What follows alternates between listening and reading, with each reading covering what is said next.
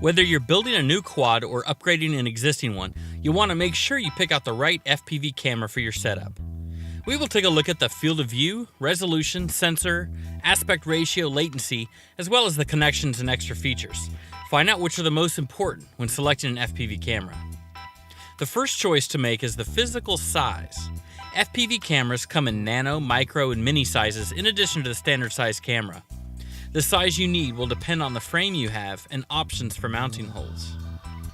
Your next decision will be the type of sensor you want, CMOS or CCD. The primary difference between the two is the type of shutter.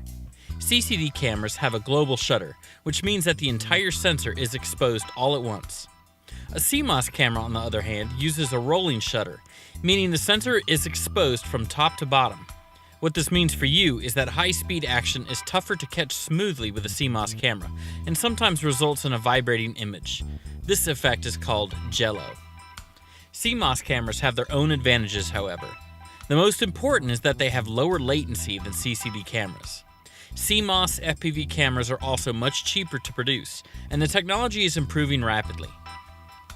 The aspect ratio and resolution should complement your goggles. This isn't always obvious to many pilots, but is important if you want the best FPV image possible.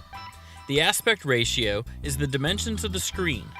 Older tube-type televisions and many traditional cameras use a boxy 4:3 ratio, as do CCD cameras. High-def TVs, widescreen displays, and CMOS sensors use a 16:9 ratio. Your FPV goggles will have a native aspect ratio for the display screens. Your FPV camera will also have a native aspect ratio. For the best image possible, make sure to match the ratio of your camera to that of your goggles. If they don't match, your goggles will have to either stretch or cut off part of your image in order to make it fit the screen. Likewise, be sure to utilize the full resolution of your goggles if possible. The resolution on FPV cameras is typically listed in TVL or television lines. This is the horizontal resolution of the camera. You will see cameras listed at 600 TVL, 800 TVL, 1000 TVL, etc. If your goggles display a max resolution of 640 by 480, then a 700 TVL FPV camera would be a good match. An 800 TVL would cover goggles that display 800 by 600 resolution, and so on. The field of view is something else to consider. Field of view is your angle of vision. Some cameras advertise the field of view, but you can also approximate it by finding the focal length of the camera lens. As a point of reference, the human eye has a focal length close to 3 millimeters, which is about a 127-degree field of view. This is a good starting point for FPV cameras. The wider your field of view, the more you can see to the sides. Going too wide, however, can distract some pilots with more in the frame and less focus on the center, and can also introduce distortion effects, such as curved image or a fisheye look. Experiment to find the field of view that works best for you. Latency is simply how long it takes for the camera to process the image and send it to the video transmitter. While this number is often not advertised on an FPV camera, it is one of the most important. With a quad moving at 80+ miles per hour, it is easy to see why latency can be so crucial. Every millisecond counts, and seeing an image slightly behind where your quad actually is on the track can be the difference in making it through a gate or slamming into an obstacle. Online reviews and camera comparisons are your best bet for learning about the latency ratings for the different camera models. Here are some other features and options to be aware of.